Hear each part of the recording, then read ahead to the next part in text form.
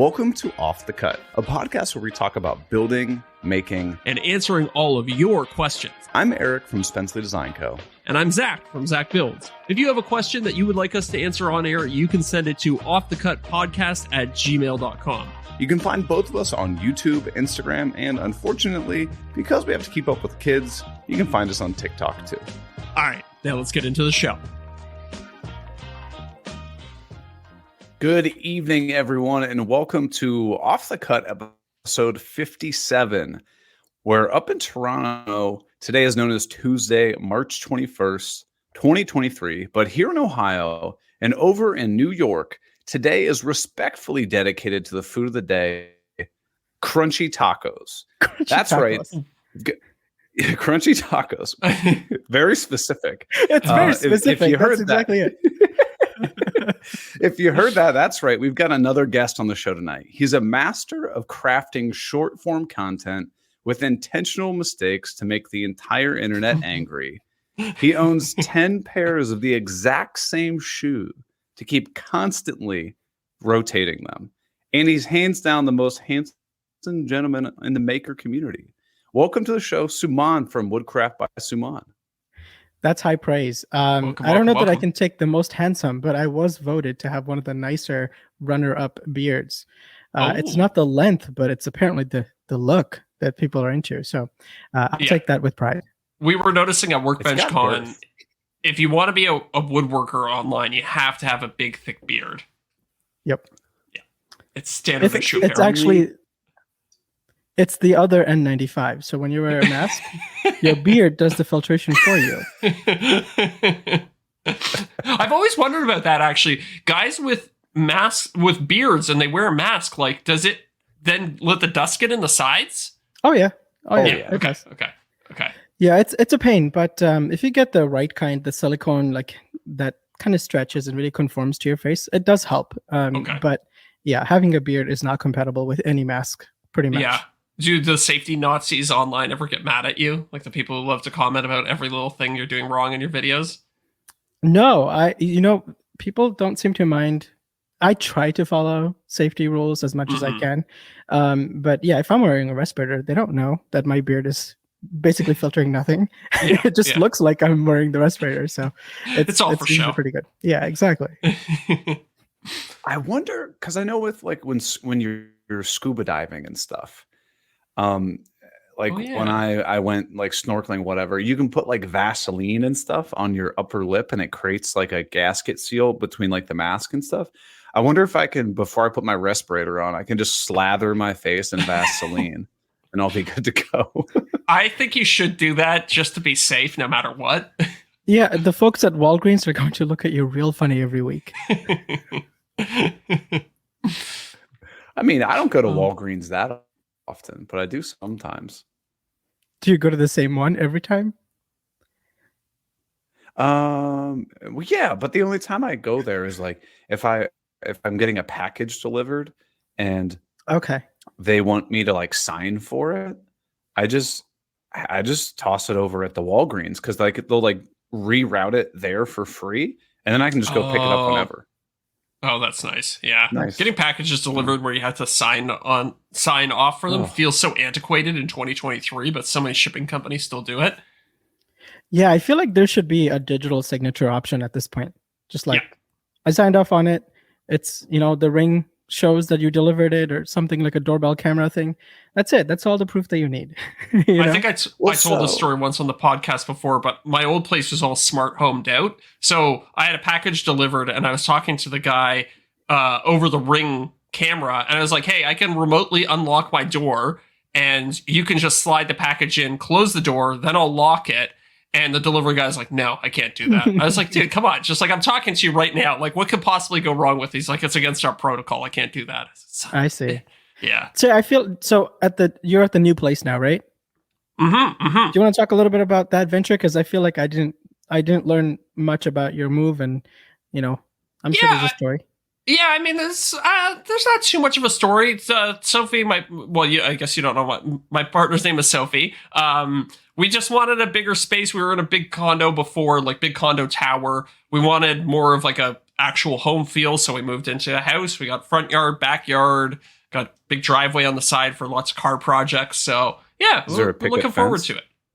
There is not. Well, yeah, kind of. I mean, there is a fence along the side of the property. Yeah. So now do you have a little porch where packages can be left and it's reasonably like away from visual? Like, kind of. There's a lot of like shrubbery at the front of the place. So there's a place where you could like position a package behind a shrub where nobody would see it.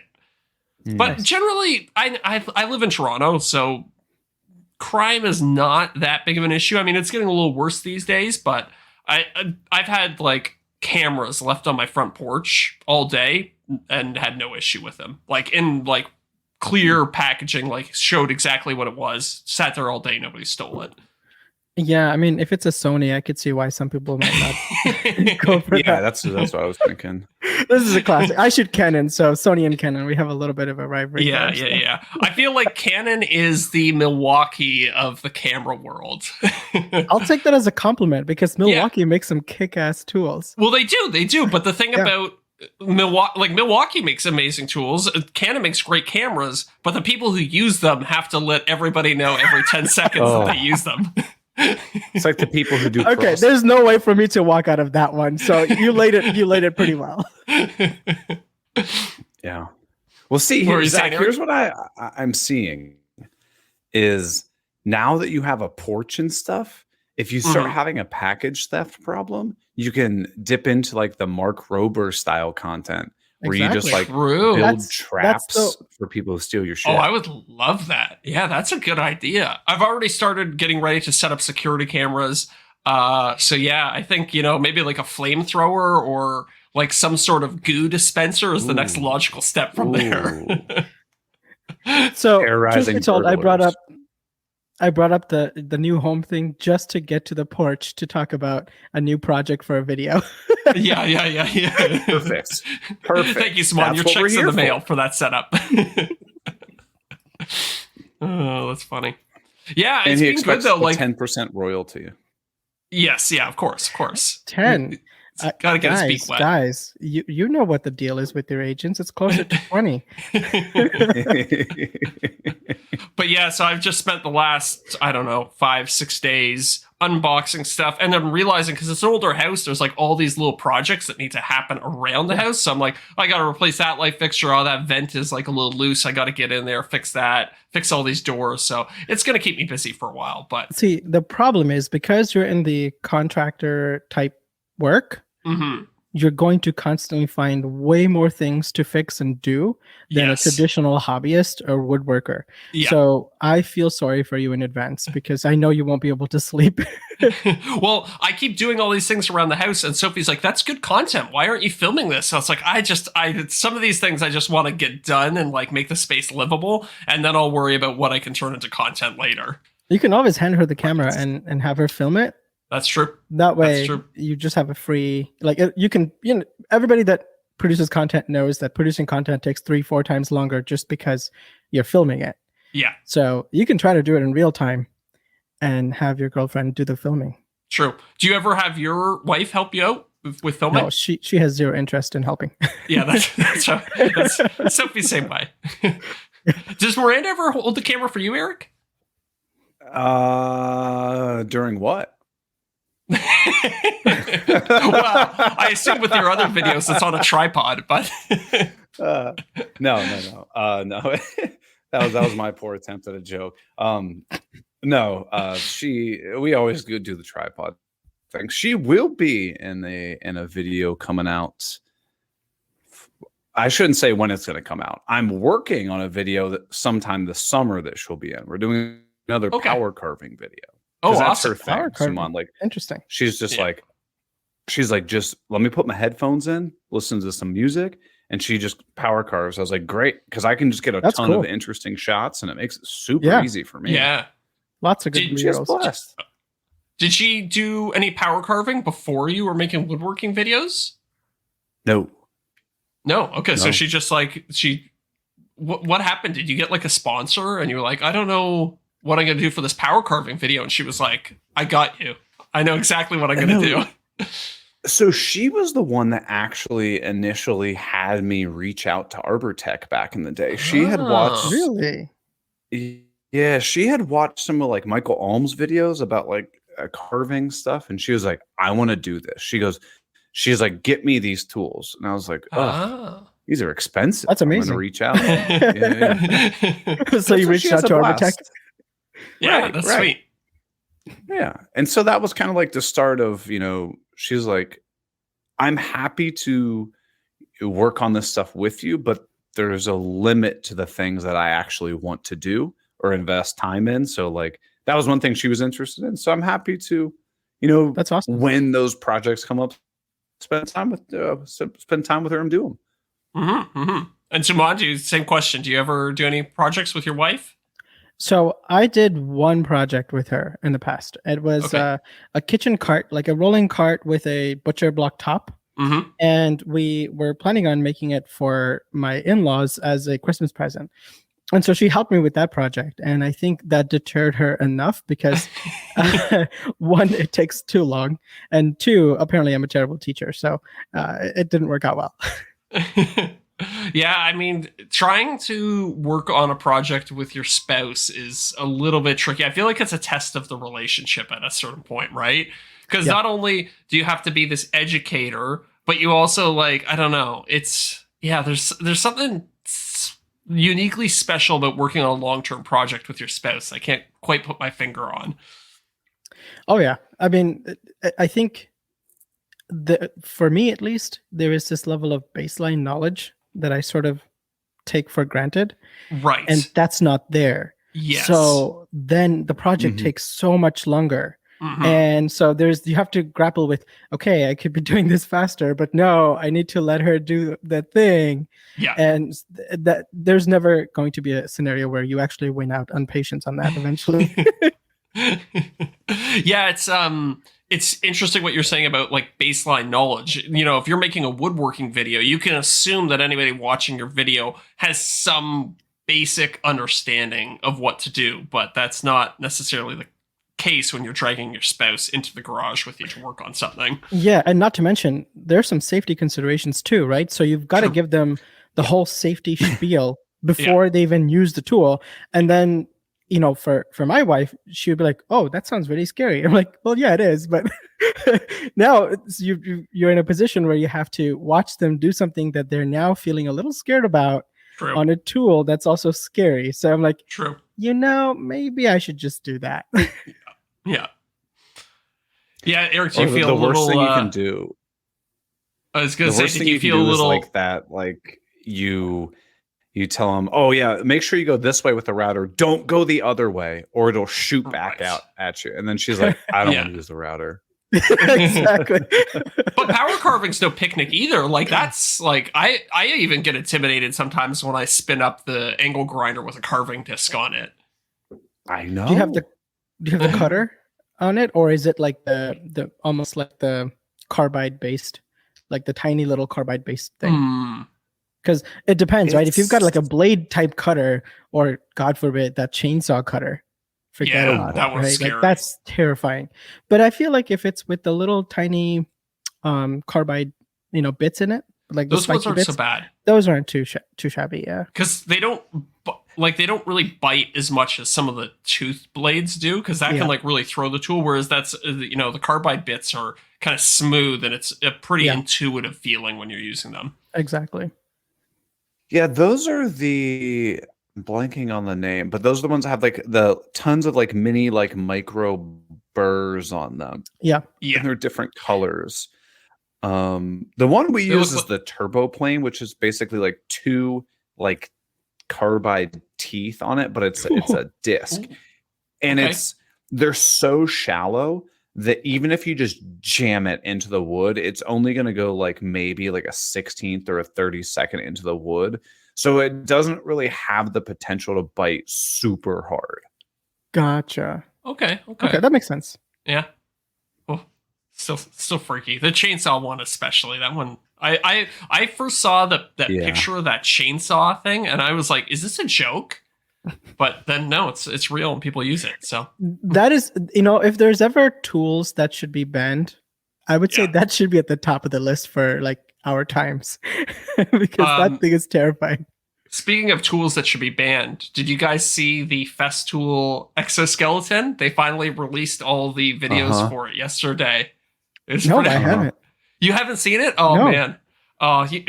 If you get a chance, check out the Festool Instagram page. Okay. They made this whole exoskeleton that goes on the outside of people with robotic. So it's basically a big backpack with, I guess, arms that come out and support your arms. And it seems it's all battery powered. It looks amazing, like a, true German engineering or whatever. But the examples they chose to show of the person wearing it, it's like a person rolling paint and like applying tile mortar, stuff like that. I was like, you guys got to find a better use case than so this is like not in headers. Yeah, so exactly. Yeah, show somebody lifting a car above their head or something. I legitimately thought this would be like a pre-April Fool's Day kind of a joke, but this is legitimate. That it's legitimate. And people were making that joke that it looked like an April Fool's prank gone wrong. But yeah, it's interesting. Did we lose Suman? No, I'm here. Okay. So your video is freezing a little bit, but good to know you. Okay, but your voice is fine. Is my voice lagging a little bit? I feel like I'm like somewhat partially behind, like delaying on responses. You look good on my end. Yeah, you look good on my end too. Okay, never mind. So I'll just go with it. You've done worse, Eric, on another podcast that I've seen. Let's not go there. Yeah. Hey, I've been on a lot of bad podcasts. But it is what it is. Is that an insult to all the other woodworking podcasts out there? Mm-hmm. Shots fired. That was my point. I got to shoot them down to build ours up. That's how this community thing works. We don't support one another. Yeah, there's only so many podcasts people can listen to, and it should be our podcast, right? Right. So, Suman, I know that you're a fan of the short form video stuff, and I know you're doing YouTube videos as well. But I want to know your thoughts. And Zach, I don't even if you know about this because you can't get this money anyway. Did you see that Instagram and Facebook have ended their Reels bonus program? Oh, did not know that. Yeah, and it's being phased out, I would say, in another 3 weeks or so, right? Effectively. Right. I think it was like March 10th was the last day. But if you started a new 30-day campaign on or prior to that day, they'll allow you to finish it out. Mm-hmm. Huh. Okay. Yeah, that changes a lot of things, right? Because I don't know about you guys, but producing content is not cheap on time or money, right? Yeah. And so to have a way to be compensated alongside, I mean, there's a lot of ways to make money producing content, but it's always nice to have that extra source, right? Mm-hmm. And so having the Reels bonus on YouTube, Instagram, and Facebook certainly was a nice thing for a lot of people. And for some creators, that was a significant portion of their take-home pay. So, yeah, a lot of folks are going to get hurt pretty badly from that. And I feel so bad. But at the same time, it just goes to show how diversity of portfolio of money coming in is so important as a creator. Totally. But more so, it means more people are going to spend time where they're being paid. So, hopefully the likes of YouTube and TikTok will continue to do well, and it'll attract more talents. And it's surprising to me because if Meta has a plan for like switching it up to something else, like, okay, we're no longer doing the bonus, we're doing an AdSense or something, right, to compensate creators, they should have come out with that plan and announced it first. Before phasing things out. So the fact that they didn't do that tells me they don't have a long-term plan to compensate creators, or they have a terrible PR firm. So either way, I think they're going to have a hard time keeping talent creating content, because without I know these companies think so much about how much view times they're getting, how many people are on the platform and all of that, but really, at the end of the day, the folks are there because the content is there, and they're not doing a good service to those people. let me devil's advocate here for a second. I wonder if Meta's, big brain move here is that now that there's so many short form content platforms out there, people are doing YouTube shorts, people are making TikToks. I wonder if they're like, okay, we can coast now because we know creators will continue to recycle their content from these other platforms because they're already making it. So why not repost it on Instagram and on Facebook? They're like, let's let Google and TikTok pay the creators and we'll just siphon off the content. I mean, that's not a bad strategy in some regards. But I think, if you look at how much time a creator spends, they're definitely going to be an absent creator on the platform, right? They're not going to be actively involved in the folks that follow them. And Instagram, for example, by its nature, it's an interactive platform, right?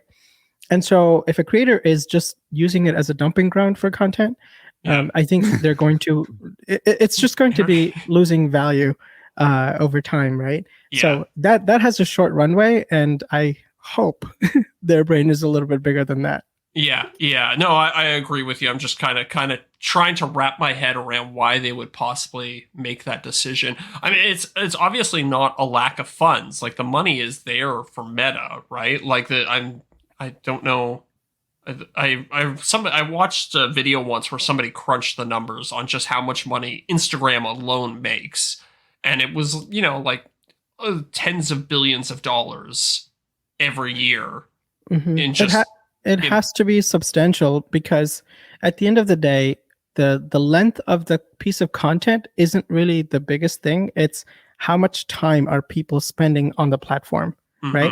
And then how do you strategize the ad element to it to generate income for the platform? And so folks are spending on average around 30 minutes on Instagram, 30 minutes on TikTok, and about 40 minutes on YouTube. So compared to YouTube, Instagram is getting quite a bit of time, per viewer within a given day. So they're definitely able to capitalize on that, any creative way that they want. So the money is there, like you said. But unfortunately, they're going to be hoarding it even more. And so, I mean, I don't know about you guys, but that definitely leaves a very salty taste in my mouth, because this shop is not cheap. This is a studio, right? Essentially, the equipment used here and the film equipment and the time that goes into it, it's not cheap. So why should I produce content for Instagram when I could produce content elsewhere? Because the strategies in different platforms are a little different too, right? The same type of content doesn't necessarily work well in other platforms. And so it will become the dumping ground. It'll be like the 4chan of shorts, probably. Well, I've talked about this with Eric, but lately I've just been so overwhelmed with the volume of work that I have, both in my day job and through the content stuff. I've kind of put Instagram on the back burner, and it was an easy decision for me because Google sends me a check every month, whereas I get nothing from Instagram outside of the occasional brand deal. So it's like my time is, I gotta focus my time where the money is, essentially. So and one of the things that I wanted to mention is, I think most creators, a good number of them have other jobs, like they have a day job, right? And I know both of you can relate to this. The hustle is absolutely very real. I mean, Eric just came from, or Zach, excuse me, just came from like a job. You literally finished, I think, 30 minutes ago before coming in here and hopping on this call, right? Yeah. I mean, talk about a grind, right? And so for somebody to go out and do a day job, then spend the time on their afternoons, mornings, weekends to produce content, there needs to be something in return for that. It's a lot of effort. And so, I mean, it's sad to see it, but I hope they learn a painful lesson in the near future that gets them back into a better place. Well, I've always said Mark Zuckerberg and Meta in general, they're really good at creating platforms and then destroying them. I mean, like, amongst all my friends, I don't know anybody who still uses Facebook. Everybody was so excited when it first came out. Everybody's enthusiastically posting their entire life. And as they developed and they made changes to the platform, it just kind of died. It withered because it's hard to put your finger on exactly what caused it. But I see the same thing happening with Instagram. You know, they grew it into this big behemoth, and now they're, making all these strategic errors and killing it. Yeah, I mean, I have to imagine they have better business people than any three of us are sitting here. Yeah. So, so I want to give them benefit of the doubt in that they have a plan that makes sense because they have access to all the numbers that make sense for them. At the end of the day, they're still a data gathering company, right? They're a little bit smaller and less efficient than Google in some respects, but they're still a massive data gathering company. So 100%. Yeah, so they know what they're doing. It's definitely not palatable to creators, but again, I think a lot of things has to. I think us creators should be probably the ones to kick back on it and say like, no, we're not going to give you the time of day. Yes, we will just dump content, and it won't be great. And if your viewers' session time goes down, that's not our problem, Right. Well, okay. So my question for both of you guys then would be: given that the Reels bonus is going away, is that going to affect your strategy going forward? And what's that look like? Do you want to answer that, Eric, first, or? To be honest with you, the Reels bonus hasn't paid me much at all compared to all of the other things that I do. So like, was it nice to get like a couple $100 a month? Yeah, of course it was. But like, I still put way more time, hours, work, thought into that than it ever has paid me out. And truly the only way that I can make Instagram a lucrative platform is brand deals and sponsorships and partnerships and stuff like that. And it's kind of, I don't know, like a catch-22, right? If I don't post content, I don't get paid. And if I don't post content, I'll never get brand deals. But if I waste all this time posting content that I'm not getting paid for, is that a good use of my time? Like, can you find a way to justify all of the time that you're putting in no return for every once in a while getting a lucrative brand deal? I don't know. I think it would be an interesting, like, data analysis to do. And what's to say, YouTube in its short format content isn't going to be able to get you those lucrative brand deals, right? Yeah. So let's say your short formats are doing well, and obviously it's housed in a large channel. And instead of the usual, hey, we'll do a 60-second ad spot for a nominal value, we'll pay you maybe at a smaller rate for short format content. That's very possible too, right?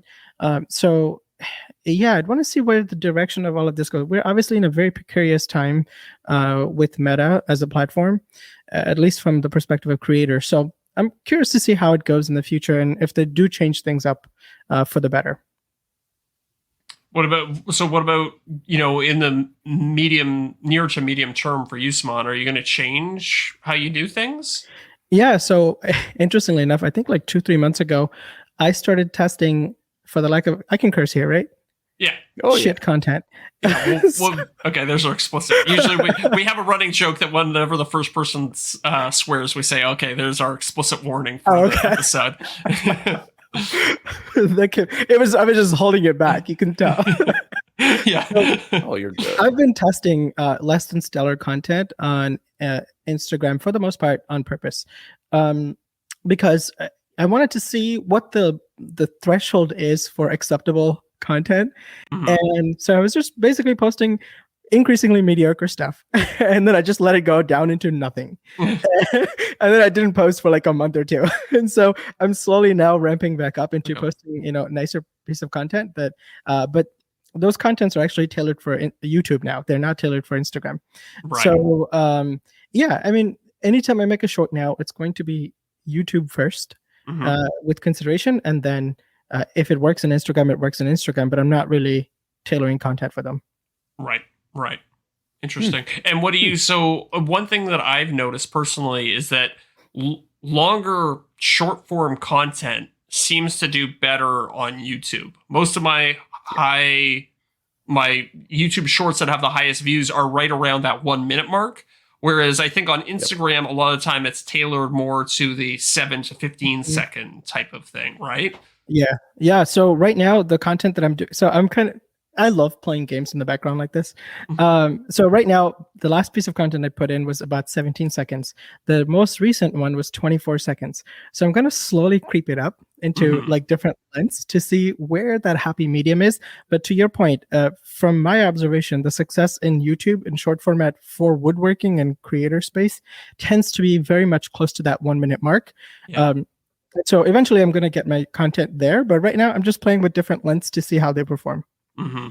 Yeah, I think YouTube is, I think they took what they know from their long form content algorithm and applied that to the short form content algorithm, where they have something where total watch duration is actually potentially more important than total percentage duration, if you follow what I'm saying. Yeah, so the average view duration of a short format is less important for a short video than the total amount of length of time that's being watched, right? So like 1 minute, if you watch 60 seconds or 50 seconds of it, it's better than, a 6 second clip being watched for 8 seconds. Yes. For sure. I think that's true because it keeps folks in the platform longer. And, you guys know this from, at Workbench Con, I gave it a little talk on short format content. And one of the things that I mentioned there is, the longer format obviously performs better in my observation, but more so than that, it's people like to see the steps. And I think some of it has to do with YouTube viewers. Right. They've been trained to consume long format content. Yeah. And so when shorts got added in as a feature, those habits are still kind of there. Yeah, that makes sense. Yeah, maybe we will get to a point where the short format videos get shorter and shorter and shorter over time. So obviously I think all of us, it's our job to kind of keep an eye on those trends and see where they go. But right now it's definitely leaning towards longer. It might get shorter over time as people are, expecting really compelling small short format videos. Yeah. And to your point, I think Instagram has always kind of been a short form content because it went from photos. Like you can appreciate all there is to see in a photo in 2 or 3 seconds, right? And then move on. So people are more oriented towards short form content on Instagram.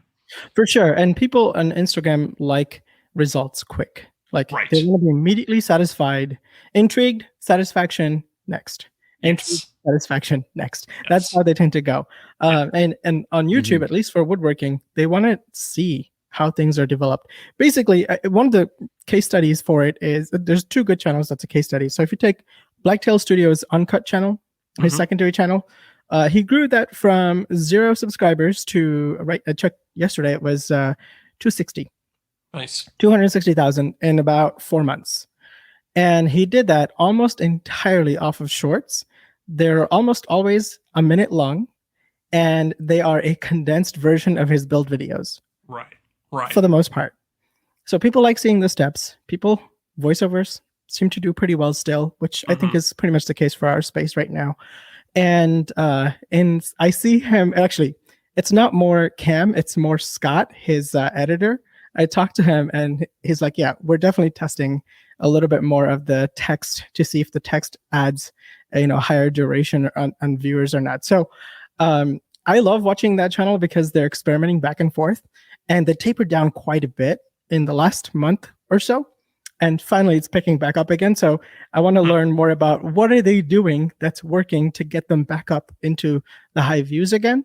Yeah. And the other channel that's just kind of been crushing it pretty much left and right all day long is Dusty Lumber Co. In short format. That dude's crushing it. Oh yeah. Anytime we don't chat often, but I'm just always in awe at the numbers that he can crank out. I was hanging out with him last month. He does all of that on his phone, and he edits everything on his phone and just takes a couple clips, puts it all together, and just like boom, boom, boom, here we go. Like watching this guy, because we were in the same room. He was in the charity build off thing. He was on my team, and he would make a reel in like a minute and just like get a bunch of different clips and stuff like that, and then he'd just go in the corner and be like and make a reel. And I was like, dude, that looks amazing. He's like, yeah, that's all I've ever done. He knows how to clip them. Some He knows people how just to, have a very intuitive sense on how to put together a good video. yeah. Right. And the other thing too that I've noticed he's done a lot more is if you watch every single one of his reels in the last couple of months at least, his hat is backwards. That wasn't always the case. And I'm like, okay, if you're doing it in every single one, that's not a mistake. That's okay, intentional. Hold on 1 second. There you go. Zach's turning his hat around. There we go. No, that's there how we he go. always wears his hat in person too. His hat's always backwards. So it's if you're doing it in every single one and it's very visually apparent, it's not a mistake.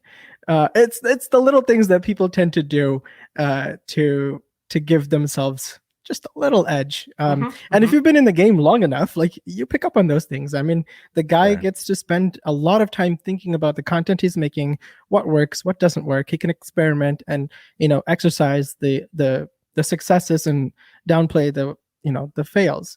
So watching his content is a pleasure from that perspective.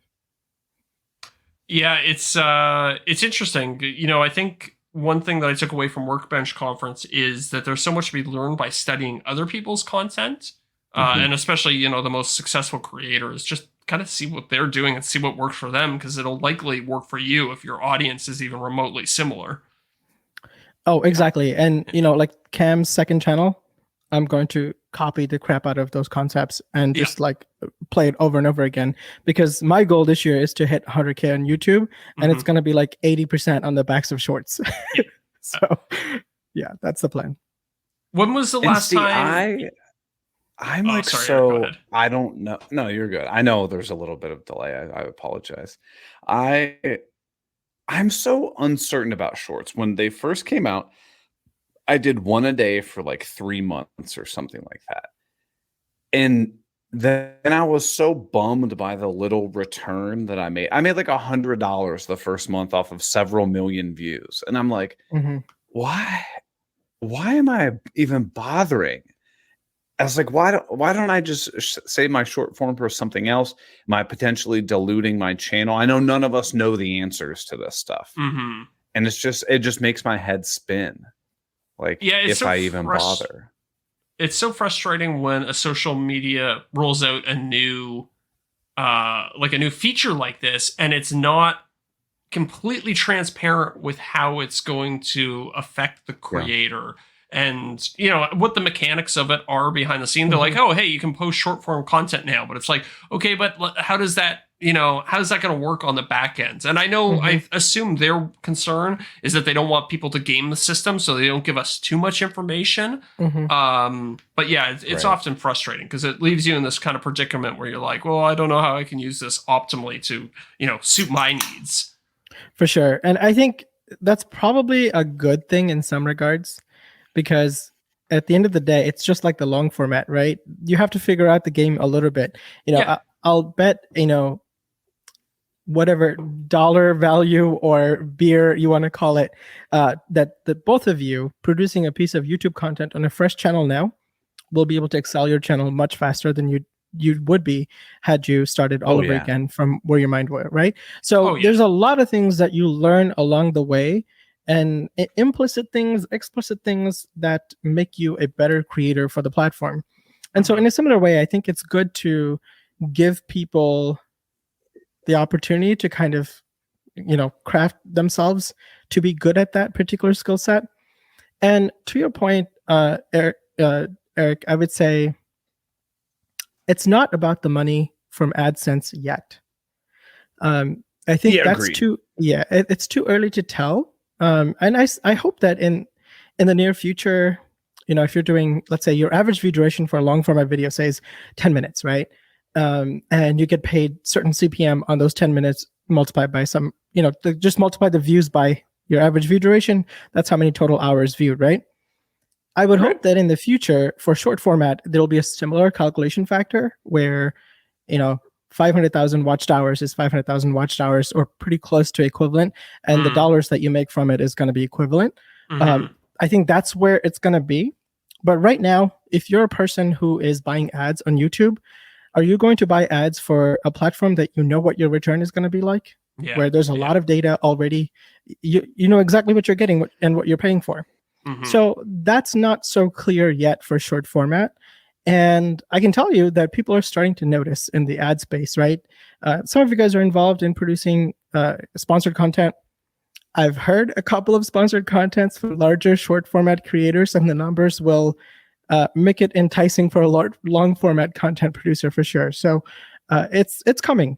I think but the ways you can make money on short format is a creative solution right now, but I think it'll become a lot more explicit down the line when we have, more people involved and more sponsors involved as well. Yeah. From everything that I've seen, the way buying ad space on Google works is that it's auction based. So you're essentially, the more people there are competing for that ad space, the more expensive it gets, and it kind of finds its own equilibrium. So, something new like short form content is on the scene.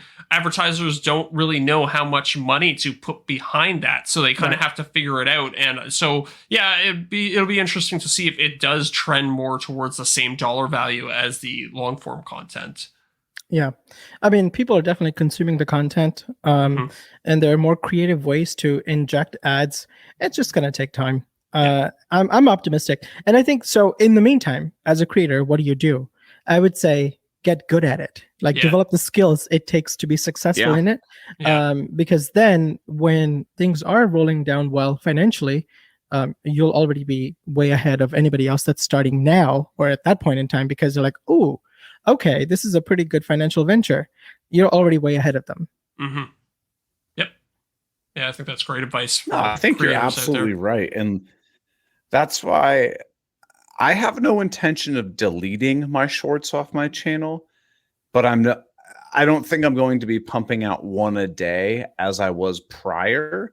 I mean, I'm lucky that I have all of my content that I've ever made still saved. So it's unbelievably easy for me to just find 75 different reels and just load them into YouTube fast. And they're on there, but they're just unlisted right now. So I can just decide to publish them whenever I feel like it. Right. No, that's smart. I should go and do that with some of my old content. Yeah, but Zach, you shoot in 4K, right? Yeah. I shoot in 4K. And do you, Eric? I do too.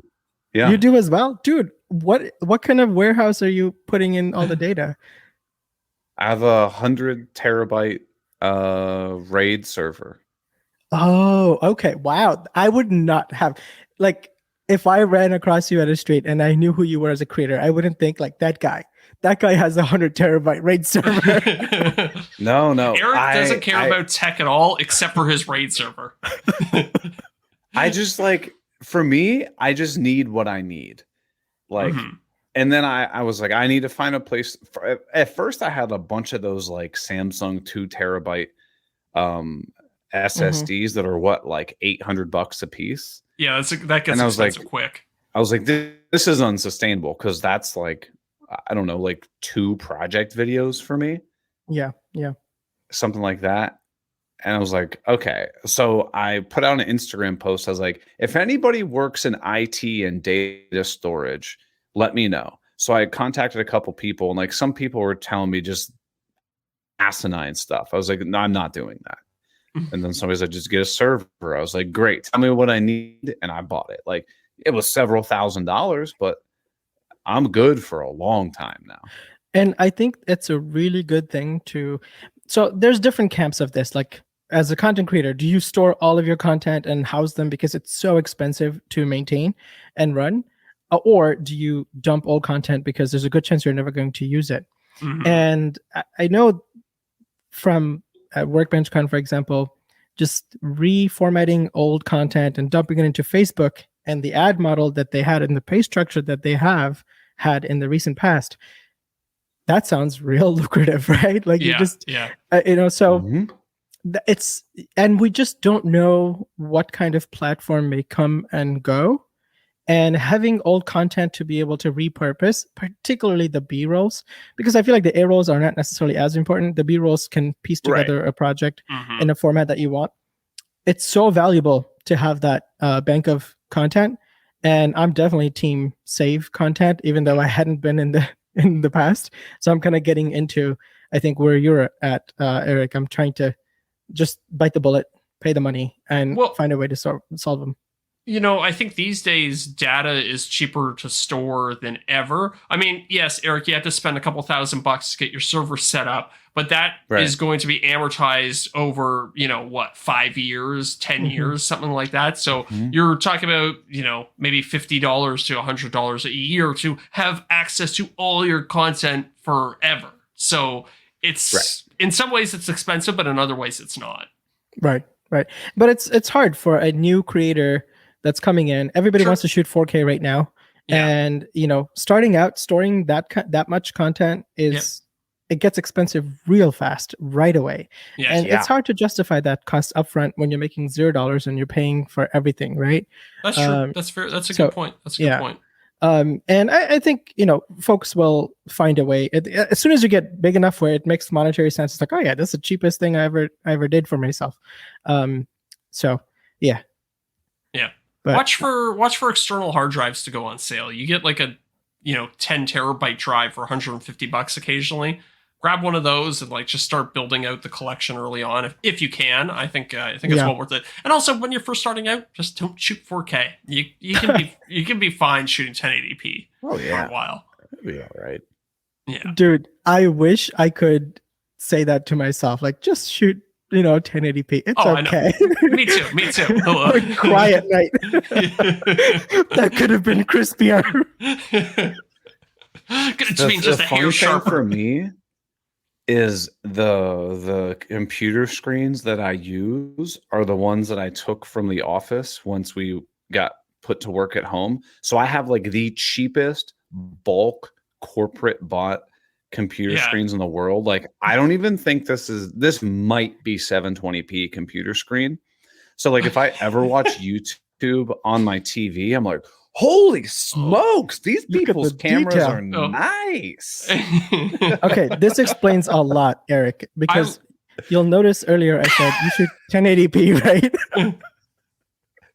It's because you're not monitoring your colors well, but I love the idea of Eric at home editing a 4K video on a 720p display. This looks great. People are gonna love this. How do I find out what this thing is? I'm sure I can Google it.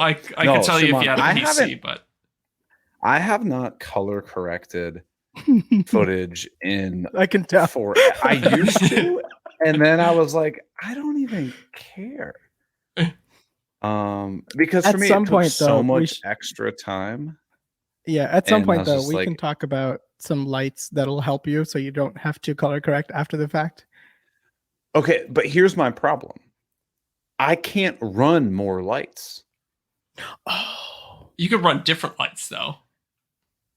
Oh yeah, yes, your power I limitation. could run different lights. Okay, here's the thing: get a sponsor by Zachary. Okay, get their power bank, then use the power bank to run your lights. Oh, I want the power. I'm talking to Mark, my agent, right now to try to get him to give me one of those because. Dude, right now, I just want one so I can run my dust collector when I use my table saw. Yeah. For sure. And it'll work. It'll do the job, and it can run your lights, too, at the same time. So that's a good idea, actually. Yeah, and you can be charging it up when you're not working, at night when you're not working. Exactly. Right. And then I was talking to Jason Bent. He was like, yeah, I'll get you hooked up with the guy that does that American Green Lights thing, which is those. Yeah. Whenever anybody moves into a new shop, they're like, oh, I put up new LED lights sponsored by American Green Lights, and they're really expensive.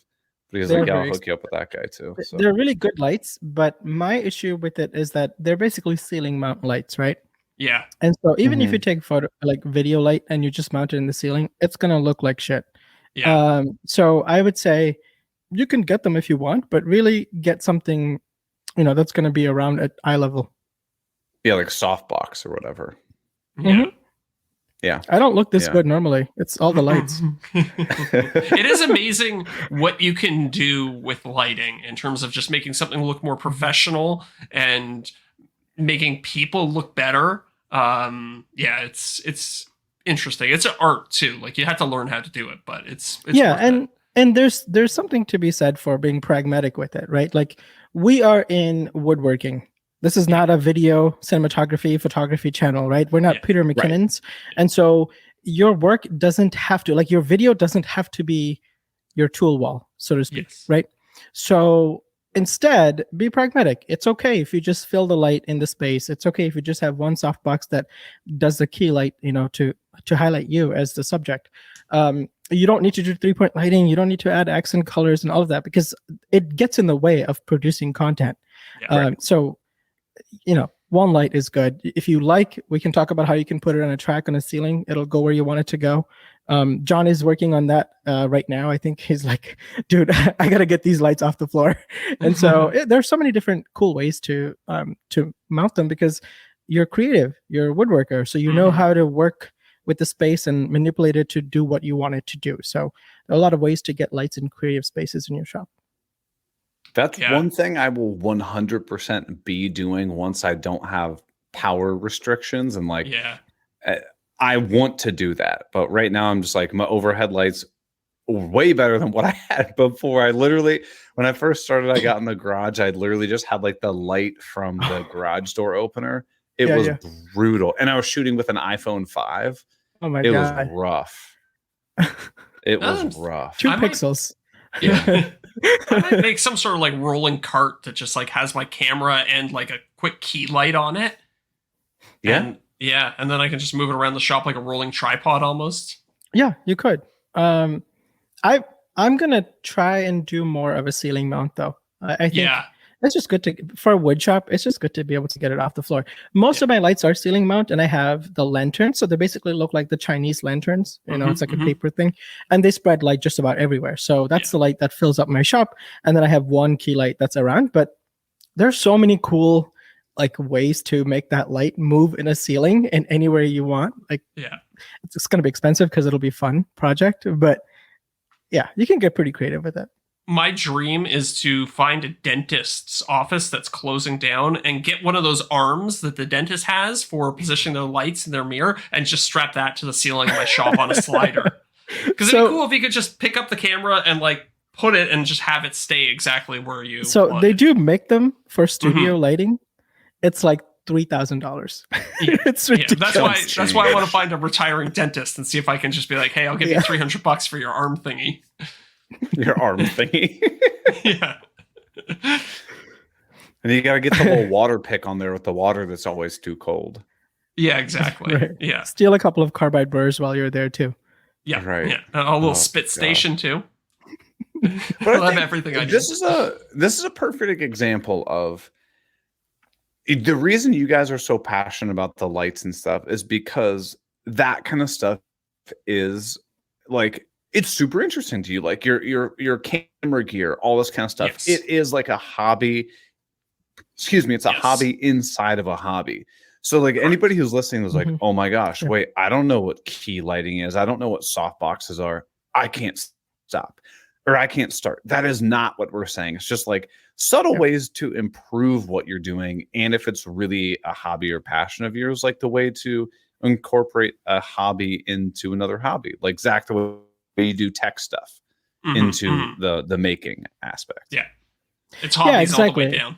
It's like, it's the equivalent of, if you don't know how to cook and you microwave your food, let's say you get a piece of raw chicken. There are people out there in this country that will literally take a raw piece of chicken, add nothing to it, and just microwave it. No. Look, that's basic cooking, right? Like extremely basic. So let's call that a regular come as you go. This is my shop. This is the little light that I've got. That's fine. You're still eating. You'll still get your calories. But maybe add some salt and pepper and a little seasoning. As you get more into cooking, you'll realize, like, hey, there are ways I can make this taste better. Same thing. Craig makes a good point, though. He says, just make sure you have good audio. I can't agree more. Yeah, I think the same thing about video, too. Just like there's a certain level that you want to hit where it's not painful to listen to and it's not painful to watch. I think like both, like you're kind of like, you don't need to be the best in the world at video or audio, but really, really bad audio and really, really bad video will turn people away instantly. And I think good audio, that threshold for good audio is a lot easier to hit. Like you don't need some fancy Shure $3,000 mic, but just get the mic as close to your face as you possibly can, and it's going to continue to hide this logo. Just rotate it away. It's okay. Suman, do you like my setup where I have the what is this thing, Zach? Yeti. The blue, yeah, I got the blue Yeti. You got the black version of it. Mm-hmm. Yeah, I don't know. It's like the Pro something or other, but I don't have a mic stand, so I literally I have a woodworking and a tripod. I love it. I love it. Clamped to a tripod, but it works. It's amazing. Yeah. It's amazing. Yeah. Yeah. No, I agree completely. I think I would say just go watch John from Lincoln Street Woodworks, his older videos. Who? If you watch his first one and his latest one, you'll see there's a tremendous difference in light. Although he still is hesitant to really implement some proper lighting, and the audio has improved a little bit too, and now he's actually using AI to clean up his audio. I don't know if you guys knew that. Well, yeah, Scott was telling me about that. Yeah. So he, well, I try to use it, and I don't like. I think most of us find it weird to hear our own voices back to us, especially with the mic, microphone like right next to your ears. Right. Like, oh, I don't sound like that. That's because you don't hear yourself in that direction coming in your ears, right? Yeah. So when I did the AI, it's called SoundLift is the name of the website. And basically you submit your audio there. They take, a couple of hours. They guarantee within 12 hours, but take a couple of hours. They'll clean up your audio, clean up all the background noise and all that stuff. They do some vocal enhancers to make sure your voice sounds nice and crisp. And then they spit that audio back to you. And so he's using that. He's used that for the last 2 or 3 videos. So you don't even have to have like the highest quality audio recording devices. True. You don't have to have the cleanest, most soundproofed space to shoot them in. You could just use AI at this point, and it'll sound pretty good that most people can't tell them apart. Or use my strategy. Don't even put nuke. John from Suman said boom, roasted. Good Michael Scott reference there. Boom, roasted. No, what he needs is a new boom arm for his light. So hopefully you ordered that, bud. There you go. So Suman, have you started using this AI? What was it called? Something Uplift? SoundLift. Have you started using it? I used it once. I didn't like the way it sounded. I think for the most part, it'll sound fine to anyone else but myself. And I didn't like the way it sounded. I thought there was a little bit more natural characteristic to my sound in this original format, so I kept it. But John loves it because it's simple, it's easy. Yeah. I would rather tweak with it a little bit more. It's one of those things. It's like I have a system now for my audio. It's like I do a compressor, I do an EQ, I do this, I do that. And it's like the idea of breaking that workflow to send my audio out to somebody else and have them send it back. That sounds like a royal pain in the ass to me. But for somebody who doesn't want to take all the time to learn how to EQ, how to compress their audio, it's like, that might actually be a really good option. So. Yeah. And not to mention, I mean, for you guys, you're probably waiting on sponsors to get back to you anyway. Yeah. It's a great time to just send that audio in and it'll come back before your sponsor does. So, yeah. True. Yeah. And then you can just have absolutely terrible audio during the sponsor thing when they're like, actually, can you not say dust? Would you say chips? It's not a face massager. It's a face exfoliator. That's a reference to everybody. The Foreo thing? No. Okay. No. I've heard that they were looking around for a couple of people to get it on. Yeah. It was kicked around like in my chain, but it wasn't agreed upon. Okay. When you mentioned that you were looking to have your girlfriend on camera, I thought, that was the way you were going to implement the ad. That's what I was thinking. True. Yeah. I mean, let's be honest. If they sent you one in the mail, you'd probably just give it to Miranda right away, right? So might as well make that part of it. By the way, I forgot to tell you guys. I got engaged on Saturday. Oh, dude, congratulations, man. That's awesome. Thanks. Yeah. Wow. Very cool. Slipped my mind. We got an hour into the conversation. So how'd you do it? Did you make your own ring box? God, no. I don't have time for that. There's no content in that. No, nobody wants to watch a guy make a. That's too sentimental. Nobody wants to watch that. Well, I thought you might have wanted to have done it for Miranda, but For the record, No, I just posted a reel on a ring box being made 2 days ago. Nice. Oh, you could have just watched Suman's video and done it. Now it's too short. Didn't have the I didn't have the ability to learn anything. It was crap content, really. It was just doing the bare minimum. Yeah, basically. No, it all went well, but I thank God that's over with. Oh my God. That was a nightmare. Did you have any doubts? No, I knew she was going to say yes. It was just like, I've been keeping this thing a secret for months. Yeah.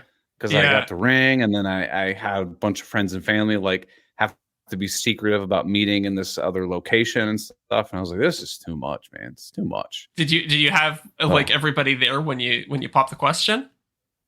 No, we were the two of us were alone, and then we walked in, and she just thought it was going to be just like a family dinner thing, and then her family was there, a bunch of friends and stuff like that. But fun fact I got, I bruised the shit out of my knee because I was so nervous that I went on my knee, like not like very calm. Dude, my knee is purple. It is bad. That's first. Do you have a boyfriend for a girlfriend? Like that is the first proposal injury that I've ever heard of. So congrats on that. And I didn't even notice it until the next day. But yeah. Wow. I like John's comment. You see the I don't understand why no one proposes to their girlfriends like this. So true. So true. But that title title works, man. Title works. So how long, let me ask you this. I feel like for me, when I proposed to my partner, the lapse between asking the question to the response, I'm sure it was like 2 seconds, if not half a second. In my mind, it was an eternity. Right. How long did that feel for you? Well, she never said yes. Oh shit. Oh. So, are you even engaged? Yeah. Yeah, no. It was one of those where the whole time she was just like, she said, "Is this really happening?" And then I truly don't even know what I had said. And then she never said yes, but I didn't realize that she never said yes until like later on the night. She goes, "I don't know." She's like, "Did I say yes?" I was like, "I don't know." She's like, "I don't know either." She's like, but yes. So yeah, I had no idea. That's awesome. You got verbal confirmation later, so that's good. Yeah. I have consent. Because is this even happening could go either way. For me, if it makes you feel any better, my partner's response was, "Shut the fuck up. Are you serious?" That was the first thing she said before agreeing. So it could be worse, you know. My assumption was she was going to say, "Oh, it's about fucking time." That's what I had assumed was coming. 6 years, right? Yeah. She'll argue it's longer, but I was 6 years. Depends how you count, right? I remember the conversation from the car ride. Oh yeah. Funny. So that's over though. Now I can breathe and relax. Thanks, awesome. I appreciate that, guys. Mm-hmm. Yeah, that's very good. I'm very happy for both of you guys. Well, what do you say we wrap up the main show, head over to the after show? We got a bunch of questions from a whole boatload of people tonight. All kinds. I saw that. I was looking at the Patreon earlier today. We got a lot of questions stacked up. Lots of questions. Awesome. Well, I say before we get out of here, for anybody who's not following Suman, tell the people where you're at. Oh yeah, good call. So thanks. So it's Woodcraft by Suman in Instagram and on YouTube, and hopefully catch me on YouTube. Forget Instagram. Yeah, we're moving on. We're moving on. Are you on TikTok too? I believe there is a TikTok account. I've lost access to it, and I've never bothered regaining access to it because I don't care. That's fair. Hey, you want to know how much TikTok pays? You get like several million views a week, and they're like, "Hey, here's like $6." Yeah. Wow. Love it. So TikTok's even worse than Instagram and YouTube. Oh yeah. Oh wow. yeah. Way worse. Right. I was talking to to Matt from MWA, and he goes, "I just use my TikTok as a dumping ground for sponsorships. Anyone who comes at me with a sponsorship, I'm just like, I'll post it on TikTok. Yeah. It just cleans up money over there. I was like, there you go. That's a good way to use it's one way to do it. That's All perfect. right. Well, everybody, as always, we appreciate you listening. And if you want to head over to the after show, support us or whatever, let's go patreon.com/offthecutpodcast. And we will see you guys next week. See you, everybody. Thanks for having me.